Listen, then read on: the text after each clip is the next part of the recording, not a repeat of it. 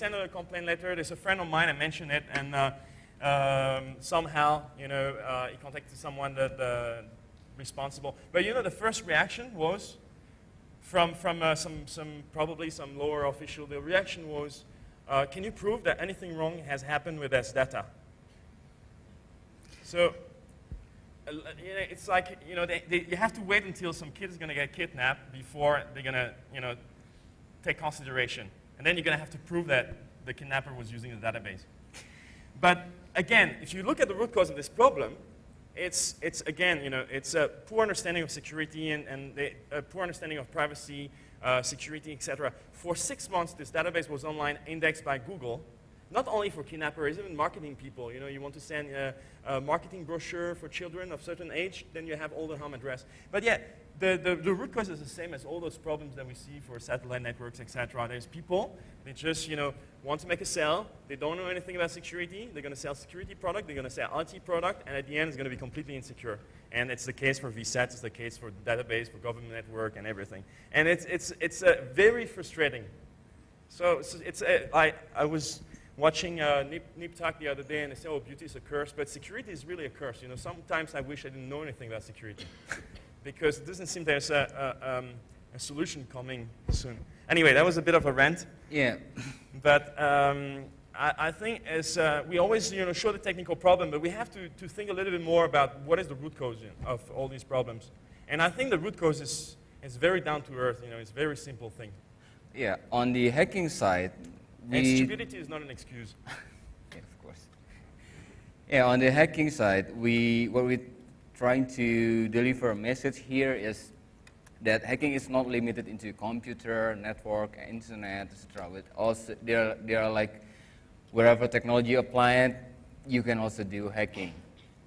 Things that the point and the analogy, like most of the guys in our company, they are aerospace engineers. All the guys that are older than Jim and me, they are like guys that were aerospace engineers. They used to do flight control, etc.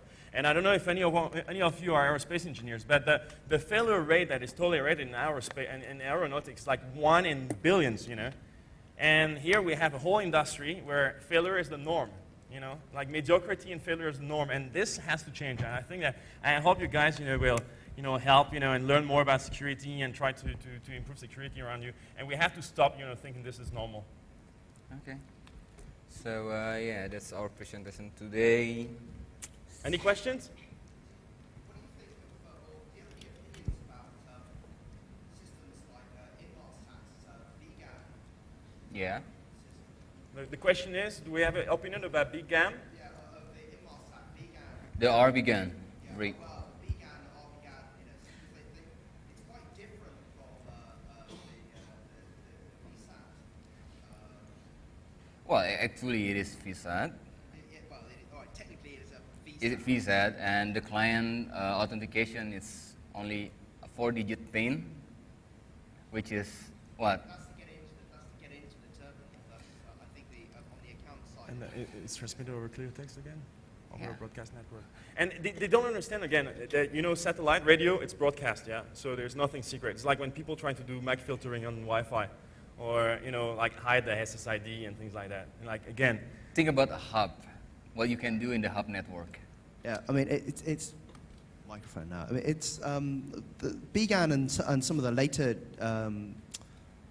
generation systems they seem to actually support crypto a lot better, considerably better. On In the marketing brochure, they support every security protocols. And most of the time, it's not going to be enabled. And if they do, they're probably going to do it wrong. But we'll be willing to take a look, at a specific, product or technology and, try to hack it. I only have access for RBGAN client like 2 or 3 years ago, the old version. Mm-hmm. And after play around with it, well, I'll be able to sniff another RBGAN client and do funny stuff, just like wireless. Yeah, they're exactly the same. The RBGAN service is deprecated. It's being turned off at the end of this year. Yeah, I have like a old laptop size with gray color. Yeah. You brought it here last time, yeah? No, I didn't bring it. Yeah. But yeah, I mean, I'd be very interested to see an analysis of the BGAN service and also some of the other, what is it called now? Comstar, I think, is another. There are a couple of other systems, and also the British military satellite system. Is actually they're leasing. They're going to start leasing bandwidth on it. I can't remember what that's called. That will be interesting to look at. And yeah, you know, and that's very hard, and that's very hardened. I'd be very interested to see if they actually enable some of the hardening actually for civilians. How about the coverage, like including Asia, like KL, Jakarta? We're not going to be able to travel to England after that. It would be interesting to see, but you know, we'll talk obviously afterwards. Okay, we'll try to take a look on it. Any more questions?